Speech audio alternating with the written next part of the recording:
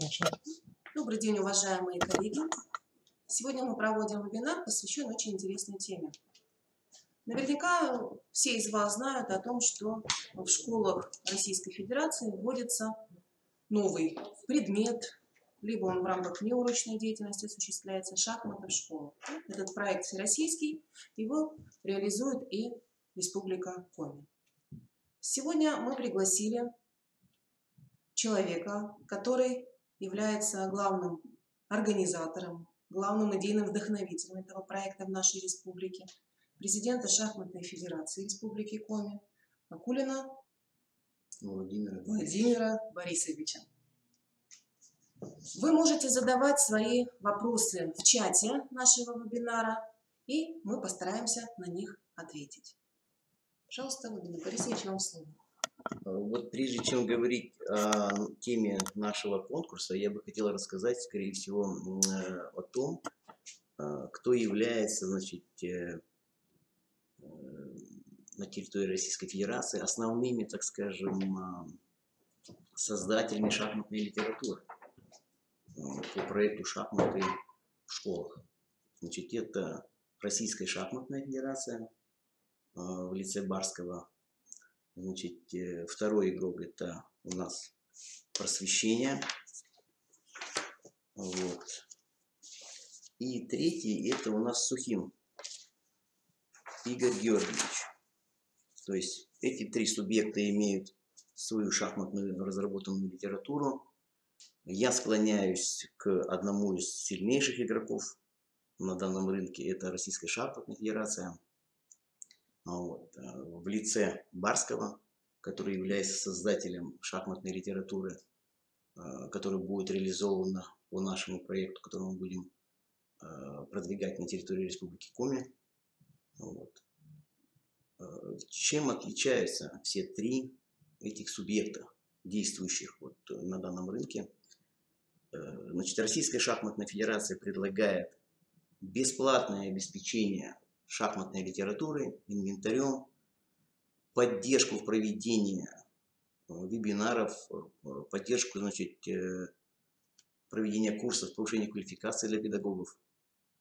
Все остальные игроки, в том числе и Просвещение, и Сухин, они, конечно, тоже могут вести такую же работу. Но мне кажется, что Российская шахматная федерация имеет как бы больше прав и возможностей в реализации данного проекта. Ну, представители издательства «Просвещение» присутствовали у нас в октябре месяце. В конце прошлого года. Мы проводили круглый стол. Желающие могут ознакомиться с ним в нашем разделе «Видеозал» на сайте КРИРО. Они представляли тоже свою линейку шахматной литературы. Да. Они говорили интересно о той литературе, которая создана Игорем Сухиным. Угу. Мы знаем, что есть сайты у Сухина, да, на которых можно найти всю эту литературу в свободном доступе. Да? То есть принципиально, может быть, какое-то отличие в содержании есть? Либо в методике обучения? Есть, конечно, некоторые отличия, но основное отличие, все-таки, на мой взгляд, это как к нам попадет данная литература. Допустим, я стою за то, чтобы школы обеспечить посредством участия в конкурсе, не прикладывая никаких финансовых средств. Да, то это есть важно. Это на самом деле самый важный вопрос финансовый. Вот. И мы имеем сейчас на сегодняшний день феноменальную возможность, если мы организуемся как общественность в лице Министерства образования, Института повышения квалификации, Шахматной федерации Республики Коми, то мы сможем обеспечить шахматной литературой, шахматным инвентарем, поддержкой Российской шахматной федерации в вебинарах, в курсах повышения квалификации, ну и другой поддержки. На самом деле Российская шахматная федерация один из сильнейших игроков среди трех субъектов, вот, который организует не только направление, значит, шахматы в школы, но и другие сильные проекты они реализуют. И на территории нашей республики идет реализация проекта «Шахматы в детские дома и интернатные учреждения». То есть это тоже немаловажный проект. Почему? Потому что Российская шахматная федерация вложила порядка 360 тысяч рублей, плюс еще в виде заработной платы они вложили достаточно большую сумму. Вот, к сожалению, республика не поддержала данный проект. Вот, Финансово. Финансово, да. Организационно мы в этом. Организационно, да, мы участвуем, директора очень активно помогают, вот, потому что я не слышал, чтобы, скажем, издательство просвещения выходило и дарило бесплатно, обеспечивало своей же самой шахматной литературой какие-то учреждения. Вот у этих двух субъектов, Сухим и, значит, издательство просвещения, мы должны это все покупать. Ну, в этом вопросе ваша позиция нам понятна. Да? А каким же образом образовательные организации могут выйти на взаимодействие с Российской шахматной ассоциацией? С Российской шахматной федерацией... Или через вас это нужно организовывать? Если мы возьмем за основу, значит, сам документ, положение так называемое о конкурсе, да, то в положении о конкурсе сказано, что региональная шахматная федерация участвует, значит, следующим образом. Она собирает заявки от школ, от директоров школ. Заявка должна быть сканированная с синей печатью. И, соответственно, по заявке школы, вернее, сейчас я вам скажу, секундочку. Существует форма заявки, она существует от региона, где каждая школа указывает потребности своей школы. Вот, согласно той заявке, которую установила Российская шахматная федерация. В потребностях говорится о том, что если и какие есть возможности у самой школы. Допустим, если школа может предложить заработную плату педагогу, есть ли у нее вообще желание и стремление заниматься участвовать в данном проекте, насколько они понимают эту ситуацию.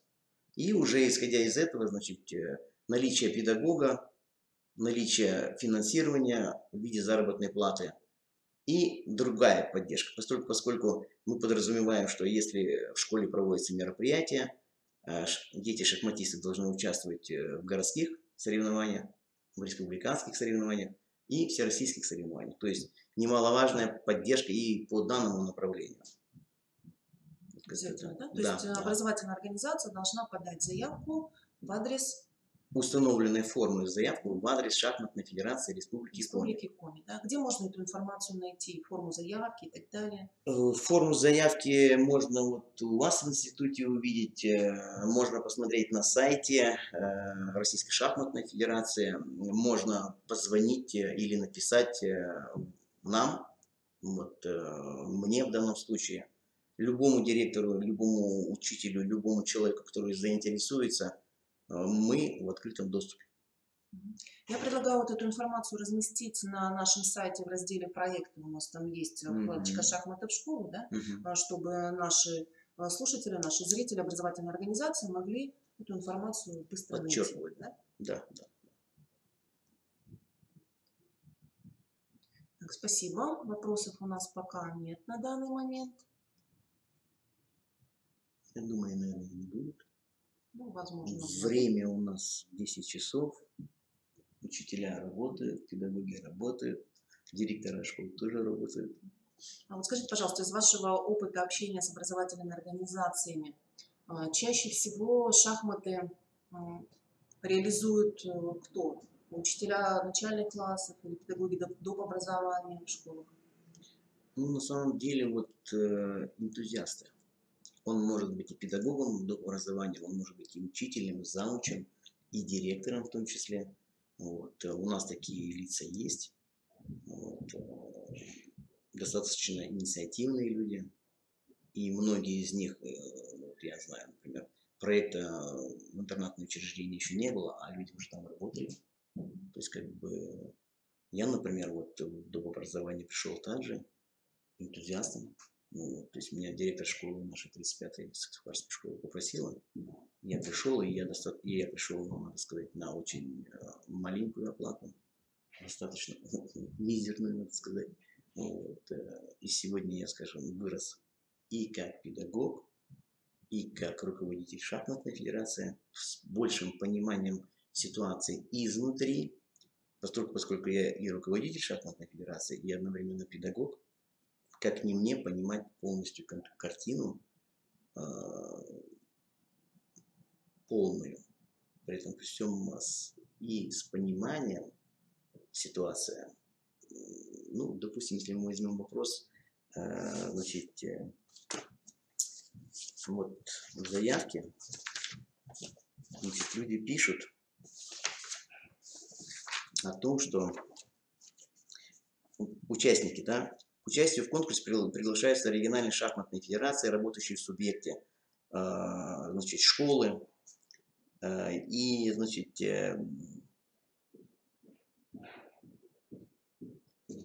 так, да, секундочку. Целью, значит, конкурса, это, значит, чтобы на данный вид спорта региональные власти обратили внимание. Вот. На самом деле это очень такой хороший, злободневный вопрос. Почему? Потому что если мы берем во внимание взаимоотношения наших региональных властей к развитию спорта, как шахматы, например, да, то на самом деле это, ну, совсем мизерная, что ли, государственная поддержка. Очень, я бы сказал, даже мизерная. Вот. И основная тоже цель конкурса – это вот обратить внимание на вид спорта. Если Российская шахматная федерация имеет возможность нам помочь, значит, подняться из школьных учреждений, вырастить каких-то спортсменов, одаренных какую-то личность, вот, то на самом деле от этого выиграет само государство.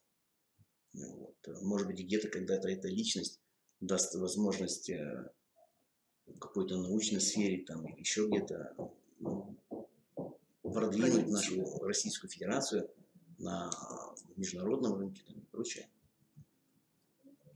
Да, конечно, шахматы в школе – это хорошее средство и для развития наших детей, да, для развития их умственных способностей, и для развития стратегического мышления.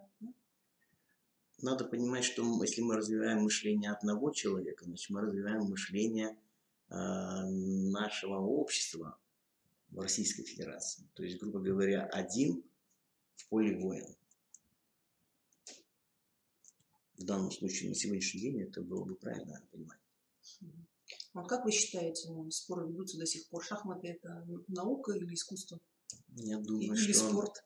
К чему ближе? Ну, допустим, если мы понимаем, что такое спорт, мы понимаем, что это систематические занятия, согласно федерального закона. Если человек занимается систематически, то это уже спорт.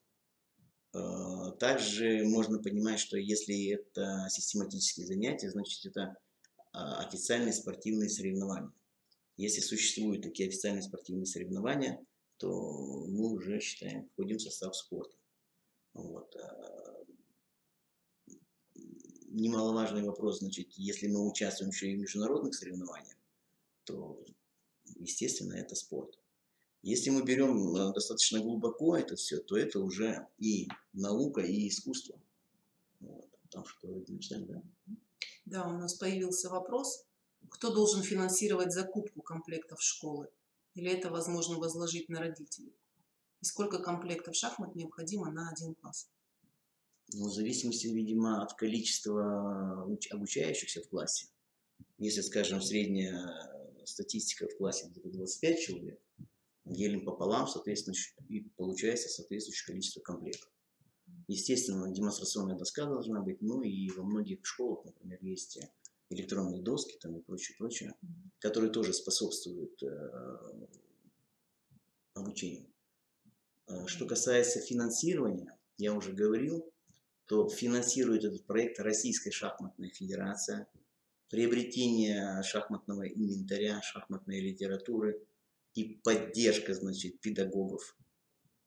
Это Российская шахматная федерация. Так, вот у нас еще предыдущий вопрос был. Где можно скачать программу УМК и методическую литературу? Просят дать ссылку. Мы уже говорили о том, что у нас на сайте Коми Республиканского института развития образования есть раздел «Проекты», и там есть раздел, посвященный проекту «Шахматы в школу». В этом разделе мы разместим все необходимые ссылки, и там вы можете все это найти. И я думаю, мы разместим ту информацию, которую нам предоставит Владимир Борисович. Да, на самом деле, я думаю, что эта информация появится после того, как мы сможем поучаствовать в конкурсе, скорее всего, так. Вот. Но для этого мы должны коллективно постараться принять активное участие в конкурсе. Ну, я думаю, что здесь мы можем разместить то, что сейчас в открытом доступе есть, чтобы люди не искали по всему интернету. Да. Непосредственно на нашем сайте могли Да. все это найти и по этим ссылочкам. Мы можем сделать ссылки, да, на самом деле, очень хорошо представляет свою литературу Барский. Вот, очень много информации и на ютубе, и везде. Если вы наберете фамилию Барский, шахматная школа, я думаю, что у вас это высветится быстро. Спасибо. Еще вопросы, пожалуйста, уважаемые коллеги, задавайте. В какие сроки нам необходимо все это реализовать? Да? То есть какой крайний срок подачи заявок образовательной организации? Вот по прошлому году сам проект вообще существует уже 4 года.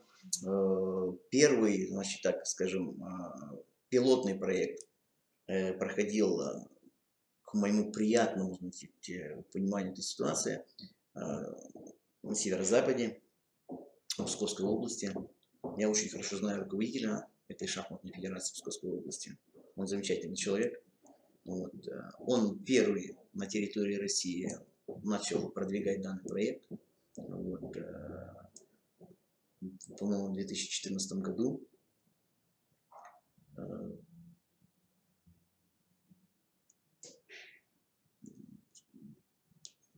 Так, мы говорим о сроках. Да. Значит, если мы говорим о сроках, то срок, значит, подачи заявок колеблется с июня месяца по 20 примерно число августа месяца. Мы должны вот в эти сроки подать заявку организованно.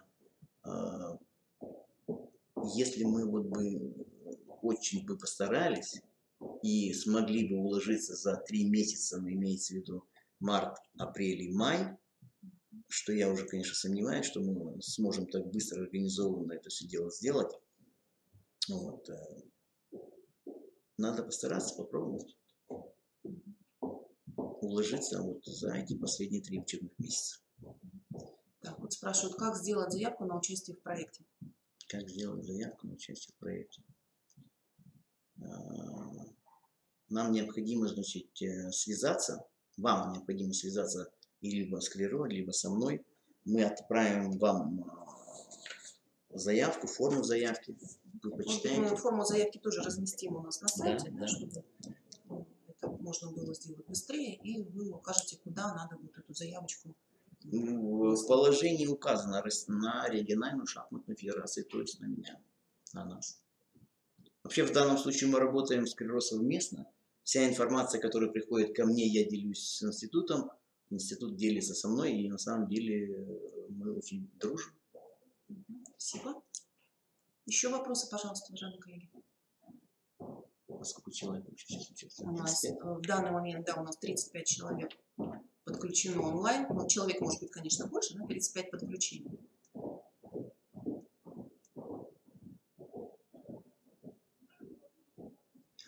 Любая образовательная организация может принять участие в этом проекте. Только школа. Обязательно школа должна быть. Вообще образовательная учреждения среднего профессионального образования, к сожалению, не Нет, смогут в этом участвовать. Я бы, может быть, попробовал в эту заявку, которую мы будем подавать организованно, включить, может быть, 1, 2, ну, может быть, 3 садика, как пилотные, да. Если бы нам Российская шахматная федерация не отказала бы, а я думаю, она не откажет, вот, то мы были бы, наверное, первые из регионов, которые бы по данному проекту могли бы получить данную поддержку в виде шахматного инвентаря. Это очень перспективно было бы, да, чтобы потом отработать уже в плане преемственности между дошкольным и начальным образованием. Я сторонник того, чтобы все-таки где-нибудь в перспективе такой же проект провести среди детских садов Республики Коми. Почему? Потому что шахматы очень такой вид незатратный, в то же самое время он доступный и для малышей 4 лет, вот, 5, это вполне уже возможно с ними заниматься. Но другой вопрос, что у нас на самом деле нет специалистов Но вот я знаю, что в Сыктывкаре у меня ребенок ходит в садик, и этот садик готов заниматься шахматами. И не только он, кстати. Ну, замечательно. Я думаю, надо будет Ну, постараться включить, да, Мгм. дошкольную образовательную организацию в наш проект. Вопрос, какие школы участвуют уже в этом проекте? Но на сегодняшний день пока еще ни одна школа не подала заявку. Нет таких. То есть ждем, уважаемые коллеги, от Ждем, вас да, ждем. заявок на участие. Конечно, существуют школы, в которых проводится обучение игре в шахматы, да, но они не в рамках проекта Но вот, реализуют вот это. я перебью, извините. В данном случае вот я работаю в 35-й школе города Сыктывкара, веду шахматный кружок. У нас пока инвентаря нету. Я веду кружок посредством шахматной программы на экране монитора. Дети в руках не держали фигуры у нас. Все это они держат в голове. На самом деле это, может быть, даже есть какое-то преимущество. Но все-таки потрогать шахматный инвентарь, я думаю, посредством данного участия 35-й школы в данном конкурсе, я думаю, у нас это получится. И мы приобретем посредством, значит, участия в конкурсе этот инвентарь для 35-й школы. Но мы не сможем этого сделать даже для 35-й школы, почему? Потому что нам нужно выступить организованно школами Республики Коми. И чем больше будет школ, тем лучше для нашей заявки. Чтобы мы могли этот проект реализовать, нам надо объединить все наши усилия, все наши пожелания, да, все наши потребности. Да. Наталья выражает вам благодарность, пишет: мой ребенок ходил к вам на шахматы, очень нравилось.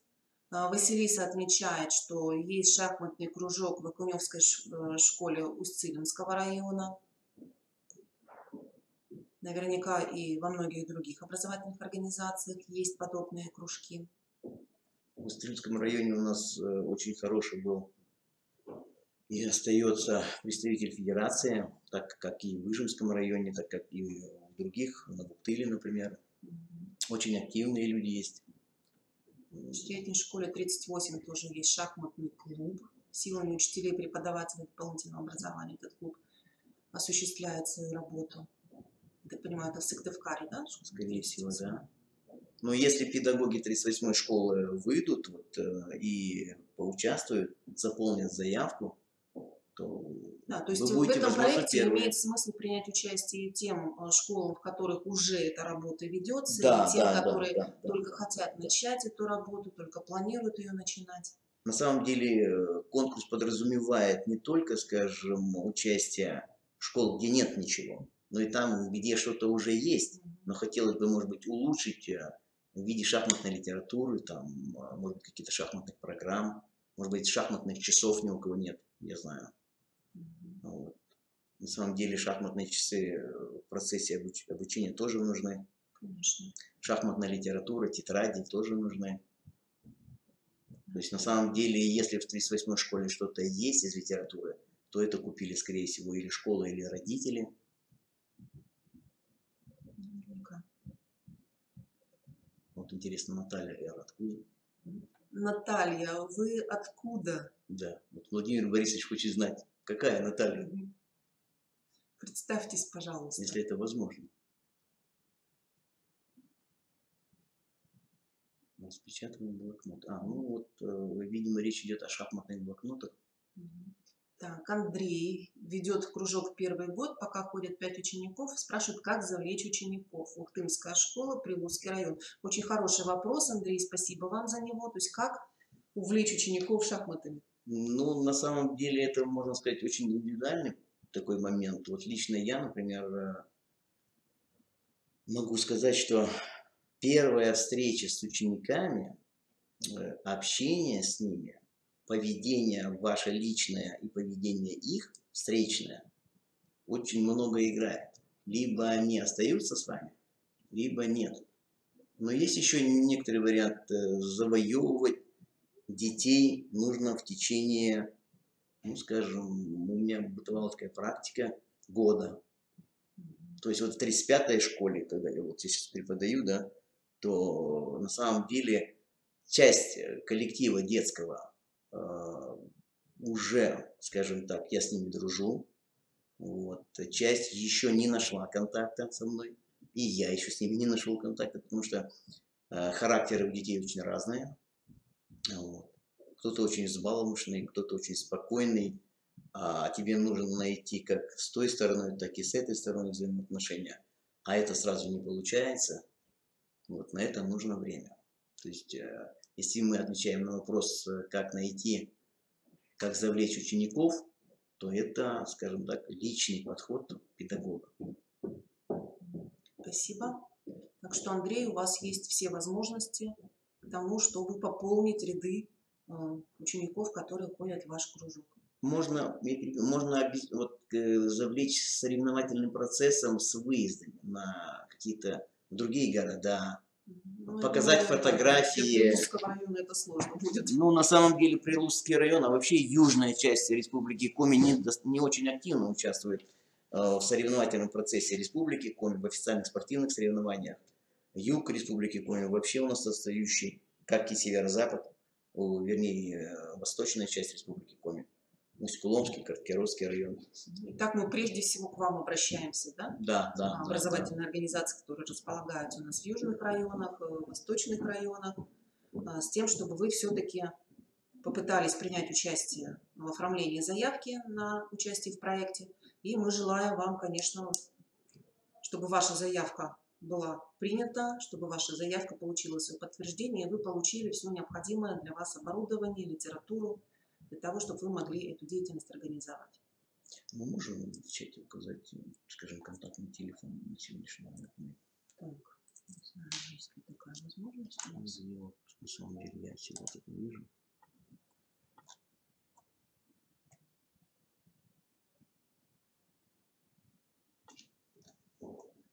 Так. 8912.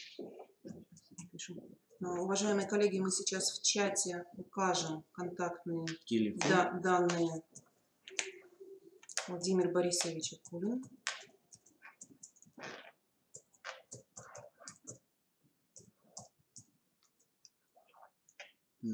Кулин.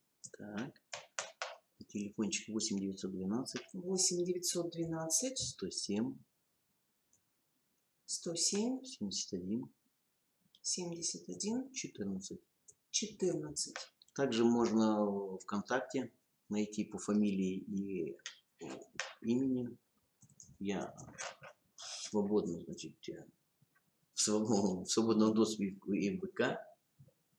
То есть мы готовы к вашим звонкам, к вашим обращениям в группе ВКонтакте. Так, вот Наталья нам написала, Наталья Леонидовна Разумовская, замдиректора по воспитательной работе. Очень мы рады, что вы к нам подключились. Да, приходил в прошлом году Ярослав Разумовский из детского сада. Ребенок до сих пор вспоминает ваши занятия, но, к сожалению, в начале года мы не пришли. Хорошо бы, если бы вы все-таки нашли возможность, да, и продолжали свое обучение. Хотелось бы уточнить вопрос, можно ли зарегистрироваться и принять участие в проекте учреждению СПО, так как при подготовке будущих учителей начальных классов СПО это что? Среднего профобразования требуются знания при обучении детей шахматной игре. Я так понимаю, что это у нас представитель Сыктывкарского гуманитарно-педагогического колледжа имени Куратова. Я тоже так понял. Да, можем ли мы все-таки подготавливать будущих учителей? Да.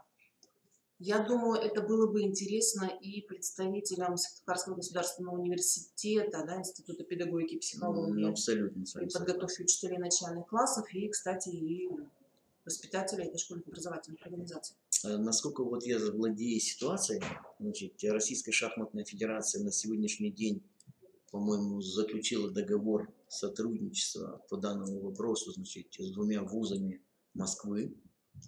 Вот. Если мы, скажем, поднимем этот вопрос от Республики Коми, Дмитрия Б. Да, и на уровне Российской шахматной... Воркутинский педагогический колледж. Если мы поднимем данный вопрос, значит, на уровне Российской шахматной федерации, я думаю, мы получим одобрение. Вот. И, в принципе, можем и готовить своих педагогов. Но нам надо сначала, наверное, вырастить каким-то образом тех педагогов, которые будут учить наших педагогов. И я надеюсь, вот в этом плане мы, наверное, все-таки с Институтом развития образования займемся и будем готовить кадры.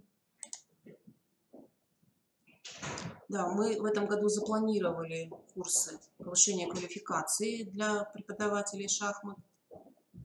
Это у нас, насколько мне помнится, по плану в апреле запланировано. Так, я сейчас показываю, у нас на портале «Открытое образование Республики Коми» есть вкладочка «Актуальные», там есть вкладочка «Проекты». Здесь мы тоже планируем разместить информацию по проекту «Шахматы в школу». То есть мы продублируем и на нашем сайте в разделе «Проекты», эта информация у нас появится в ближайшее время, и на портале «Открытое образование» в разделе «Актуально проекты». Здесь мы с учетом ваших пожеланий выложим ссылки, выложим форму заявки, контакты, да, куда эту заявку можно будет направить. Еще, уважаемые коллеги, вопросы есть у вас?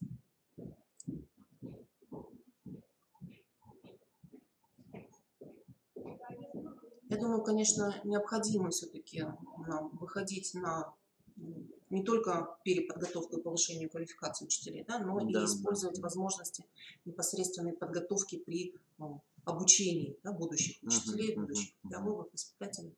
Я думаю, что и с университетом, и с любыми другими учреждениями, дающие право получать как специальность, вот, нужно искать всевозможные пути сотрудничества с ними. Вот. Я думаю, что это в перспективе, в ближайший год-два, это будет. Потому что на самом деле кадровый вопрос очень самый тяжелый вопрос. Не только на территории Республики Коми, но и на территории Российской Федерации. Во многих регионах очень такая проблема стоит, очень жестко стоит. Кстати, вот если взять во внимание литературу Барского, то по литературе Барского, ту литературу, которая по проекту Российской шахматной федерации намерена обеспечить литературную школу, то там при наличии желания и стремления педагогу достаточно тех знаний, чтобы дать азы шахматные детям 1-2 класса, 3. На самом деле там все очень доступно, доходчиво. Ну, то есть педагог может и в плане самообразования, самообразование достаточно. А вот как вы считаете, педагог, который сам не умеет играть в шахматы, я думаю, что по той самой литературе он сможет научиться легко. И в перспективе на то, насколько он будет иметь желание, стремление, я думаю, что вполне возможно научиться и играть на уровне 2, 3, даже 1 разряда. Далеко ходить не надо. Я, допустим, как обычный рядовой гражданин, имею свои увлечения, там как охота, рыбалка, шахматы, шашки, нарды. Я также буквально за 2 года научился гончарному ремеслу. Меня практически никто не учил, за исключением одного человека, да, в нашем университете, кстати. Он мне показал несколько раз, как это все делается, и я освоил, и уже на самом деле достаточно неплохо у меня получаются вещи. Участвую в конкурсе на уровне Северо-Запада. Мои работы уже отобраны Союзом художников на участие в конкурсе. Так что то есть главное, чтобы было желание, стремление, желание и работоспособность. И работоспособность, да, это тоже немаловажно. Если работоспособность минимальная, стремление есть, это не все. Это не все. То есть какие-то должны быть сопутствующие факторы. Работоспособность, желание, стремление. Ну и, видимо, все-таки сочувствие к самому себе, к обществу, где ты живешь. Если мы не развиваемся, то мы, так скажем, в периоде застоя находимся. Уважаемые коллеги, есть еще какие-то вопросы, реплики?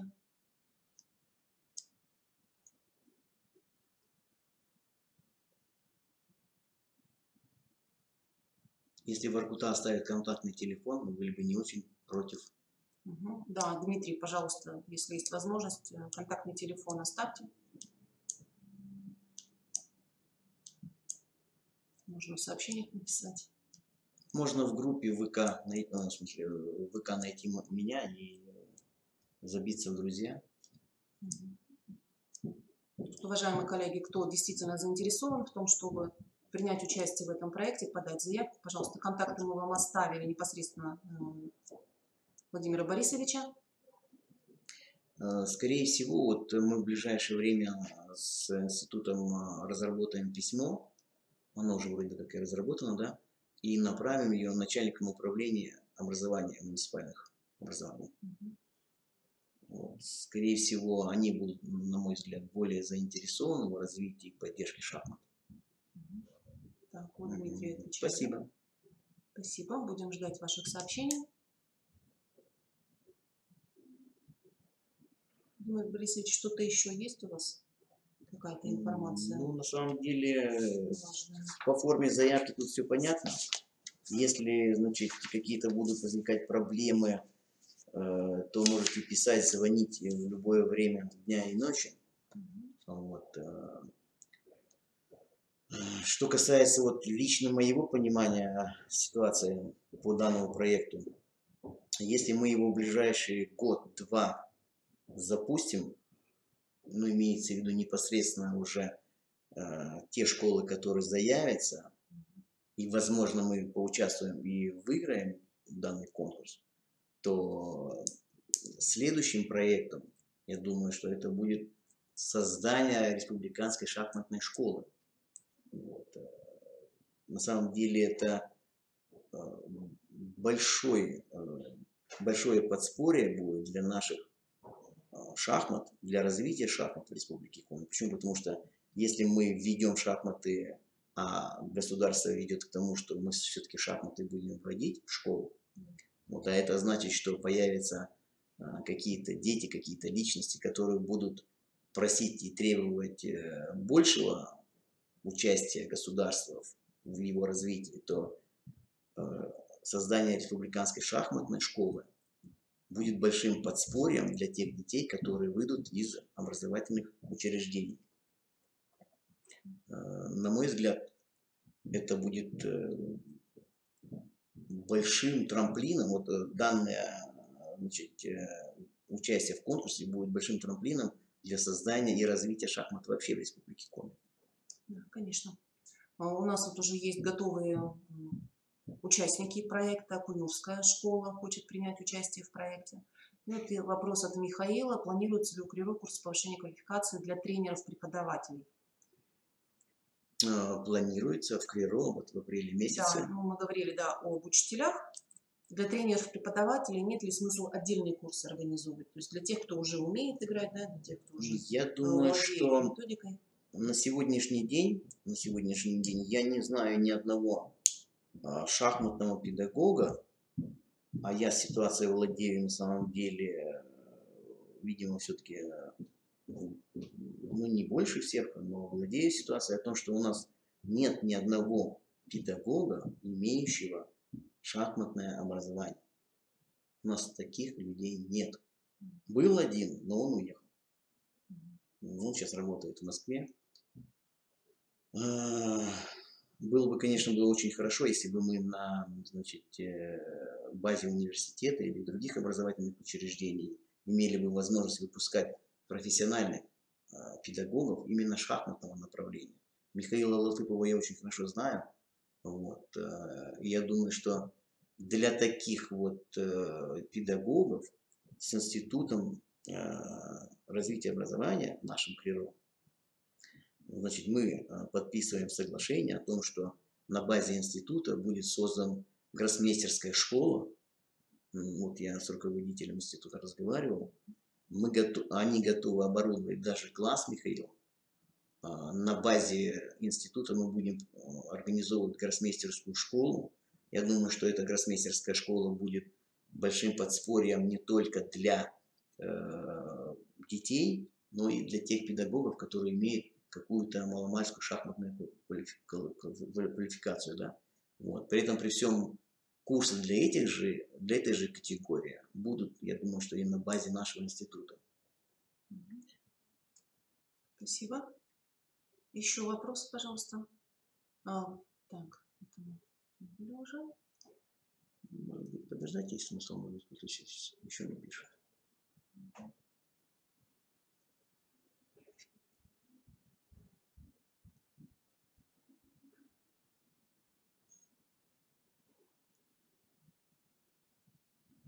На самом деле у Михаила хороший вопрос.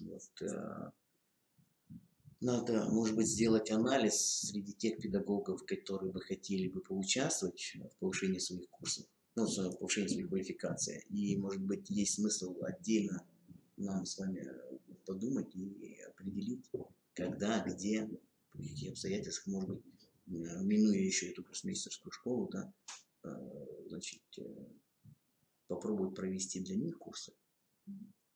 Да, я думаю, да, если потребность у нас такая возникнет, если у нас наберется целая группа тренеров-преподавателей, на самом деле маловероятно, опыт.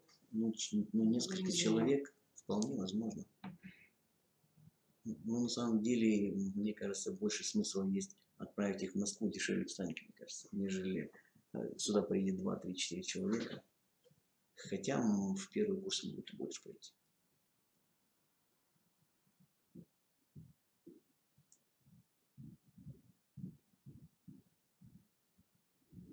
На самом деле, если мы еще говорим о взаимоотношении шахматной федерации Республики Коми и института, то мы, значит, помимо того, что мы организовываем здесь гроссмейстерскую школу, ну класс, может быть, да, мы еще не определились. На базе института есть еще такой центр развития и поддержки одаренной личности. Значит, у нас от нашей шахматной федерации в данном учреждении в составе, значит, экспертов 3 человека. Наша задача на сегодняшний день определить, что такое одаренная личность, в данном случае спортсмен, участник, ребенок, вот, как можно его поддерживать, вот, как в первую очередь выяснить, насколько эта личность одаренная. Вот, то есть при институте есть учреждение, которое занимается поиском и поддержкой одаренной личности, да. У нас, значит, в этом учреждении есть 3 эксперта: Куратов Василий Васильевич, я и Лихачев Станислав Николаевич. Вот, пока нас еще не приглашали на мероприятия, мы еще пока ничего не говорили, ни каких-то точек соприкосновения по данному вопросу не было. Но я думаю, что в ближайшее какое-то время нас позовут поучаствовать. Конечно, да, по данному направлению. Активизироваться. Здесь мы видим небольшую поддержку финансовую для тех личностей, которые мы отберем в виде спортсменов-шахматистов, вот, которые институт будет в виде этого центра поддерживать. Вот, то есть тут еще тоже вот не все понятно лично для меня, каким образом, когда это все заработает. Но на самом деле какая-то финансовая поддержка по данному направлению есть. Вот, и надо просто начинать по этому вопросу работать. Вот мне бы хотелось задать Михаилу вопрос, как можно определить одаренную личность? Вот. Немаловажный фактор, скорее всего, к этой одаренной личности прилагаются, как ни странно, родители.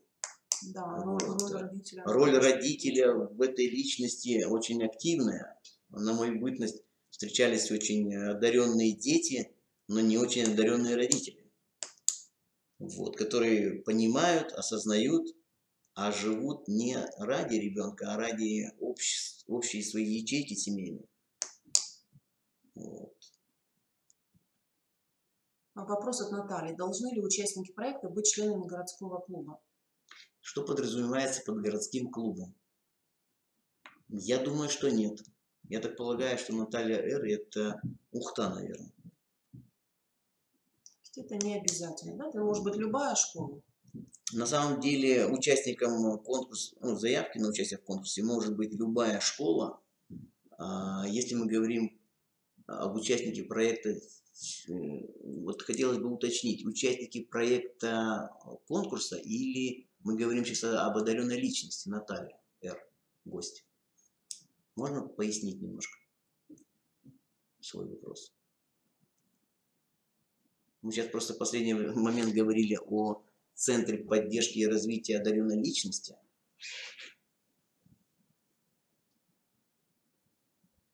Я думаю, что, скорее всего, это в целом о проекте, о конкурсе. Если мы говорим о конкурсе, то любая школа, минуя даже управление образования муниципального района, она может самостоятельно подать заявку без каких-либо проблем. Заявка будет принята к рассмотрению, к участию в конкурсе. Да, о конкурсе речь идет. Да, спасибо.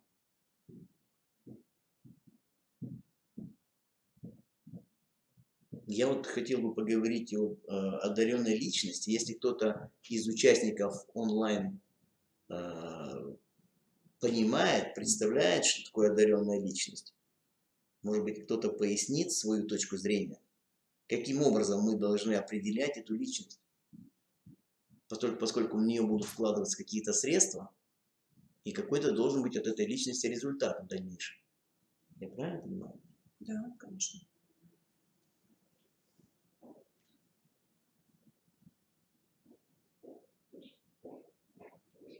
Видимо, это отдельная тема, да, для дискуссий по поводу одаренной личности. На самом деле, если мы берем шахматы в школах, такая личность будет появляться. И вот этот центр развития личности, он как раз будет в пику того, что личность будет появляться, школы шахматной нет, а будет второй Корякин, например, или еще кто-то такой, что мы должны его как-то поддерживать. Люди не могут менять регионы, грубо говоря, там, в связи с тем, что они работают в этом регионе, и уезжать в Москву, например, за счет того, что ребенок такой уж сильно одаренный. Да, конечно, этот региональный центр, он как раз будет направлен не только на выявление, но и на поддержку. Но основная идея – поддержка одаренной личности. Тут имеется в виду поддержка в науке, искусстве и спорте. Поэтому речь идет и о шахматах в том числе. Да.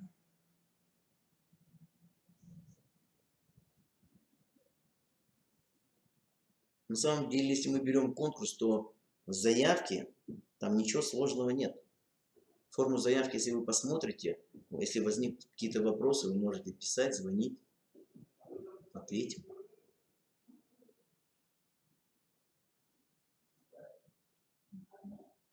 Ну, если вопросов у наших коллег больше нет, тогда, наверное, мы будем завершать нашу встречу. Да.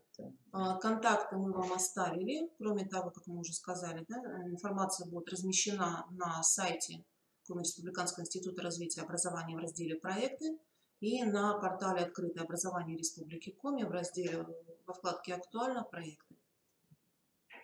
Там можно будет найти все необходимое для оформления, в том числе и заявки на конкурс. Если есть вопросы, мы ждем. Минут 5, наверное, да? Еще подождем.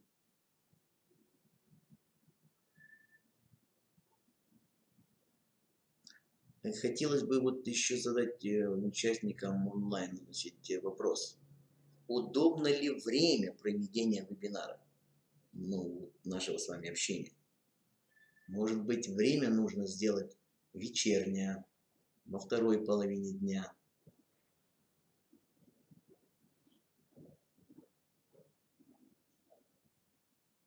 Ну, в любом случае, запись вебинара она будет выложена на сайте Республиканского института развития образования в разделе «Видеозал». Вебинары, семинары, совещания. То есть все мероприятия, которые проводятся у нас с онлайн-подключением, все вебинары, все записи, их можно найти непосредственно на сайте Республиканского института развития образования. Если вдруг сегодня кто-то не смог в полной мере поучаствовать, он всегда может обратиться к видеозаписи. Да, вот мы видим, да, Диана пишет, что не очень удобно, поскольку в это время идут уроки, лучше во второй половине дня. Анна также отмечает, что неудобно в это время идут уроки. Спасибо, уважаемые коллеги, мы учтем ваши пожелания и в следующей нашей встрече будем организовывать во вторую половину дня. А предполагаемое время, Диана, вот на ваш взгляд, какое? YouTube блокируется фильтром, да, то есть в образовательной организации неудобно принимать участие в вебинарах, да, лучше, конечно, из дома, с домашнего компьютера. Ну, спасибо. А часов в 8 вечера это было бы нормально? Это, наверное, уже поздновато будет. Ну, на самом деле, да. Но опять же мы говорим об энтузиасте, который хочет, желает, который может уделить там полчаса времени. Ну, это в первую очередь энтузиаст. 18:00, вот Андрей пишет. 18:00, 6 часов, ну тоже неплохо, да. От день недели четверг подходит?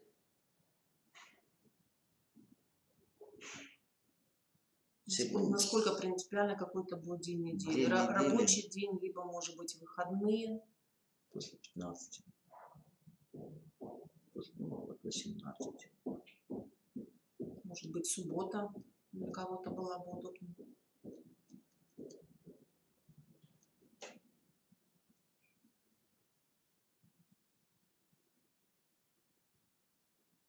А не подходит что? Вот с 15 до 17. Ну, кстати, вот оптимальный период времени с 3 до 17. Угу. Это тогда, когда конец уже рабочего дня подходит, кстати. Вечернее время. Да, вечернее время. У нас же есть люди, которые проводят уроки во вторую смену. Любой день недели с 15 до 17. Если как сегодня, то да, вот кому-то подходит и 10 часов. Ну, в любом случае, как мы уже сказали, да, запись можно просмотреть в любое удобное для вас время. Да, контакты есть, все контакты есть. На сайте Клеро выложим. Можно и в индивидуальном порядке, то есть как бы через ВК, электронную почту. Ну что ж, поблагодарим тогда всех, кто к нам подключился в режиме онлайн, и всех, кто не смог подключиться, но будут смотреть наш вебинар в записи. Приглашаю всех к участию в конкурсе. Пожалуйста, оформляйте свои заявки до мая месяца желательно. Ну, да, я думаю, что заявку можно нотариус. желательно отправить, конечно, в период, скажем, вот с сегодняшнего дня, грубо говоря, и до мая месяца. Поскольку у нас уже летний период, это период отпусков, и, может быть, какая-то школа и среагирует именно в этот период, но крайняя точка, грубо говоря, это август месяц. То есть мы к 1 августа должны иметь на руках соответствующие заявки от школы, чтобы успеть сформулировать свою заявку и отправить ее в Российскую шахматную федерацию. Так, спасибо, уважаемые коллеги. Ждем ваших заявок, ждем ваших материалов. Всем удачи До свидания. в реализации проекта «Шахматы в школу». Как отключать-то?